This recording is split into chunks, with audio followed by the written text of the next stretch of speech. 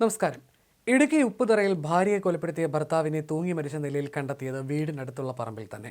Mathayippara MC കവല സ്വദേശി മലക്കാവിൽ രതീഷ് എന്ന് വിളിക്കുന്ന സുബിനാണ് മരിച്ചത്. ഇയാളുടെ ഭാര്യ രജനിയെ കഴിഞ്ഞ ചൊവ്വാഴ്ചയാണ് വീടിനുള്ളിൽ മരിച്ച നിലയിൽ കണ്ടെത്തുന്നത്. ഇരുമ്പ് കമ്പി കൊണ്ടുള്ള അടിയേറ്റ് രജനിയുടെ തലയോട്ടി പിളർന്നിരുന്നു. ആഴമേറിയ മുറിവിൽ നിന്ന് രക്തം വാർന്നാണ് രജനി മരിച്ചത്.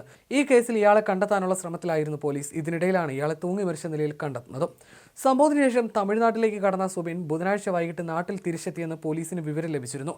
വ്യാഴാഴ്ച പോലീസ് നായയുടെ സഹായത്തോടെ തെരച്ചിൽ നടത്തിയെങ്കിലും കണ്ടെത്താൻ കഴിഞ്ഞിരുന്നില്ല.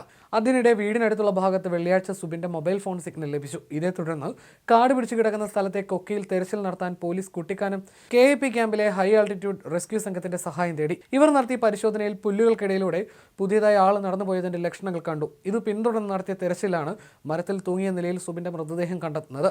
സുബിന്റെ രജനിയുടെ ഇളയ മകൻ സ്കൂളിൽ നിന്നെത്തിയപ്പോഴാണ് രക്തം വാർന്ന നിലയിൽ അമ്മ വീടിനുള്ളിൽ കിടക്കുന്നത് കണ്ട് ഉടൻ തന്നെ അയൽവാസികളെ വിവരം അറിയിക്കുകയായിരുന്നു.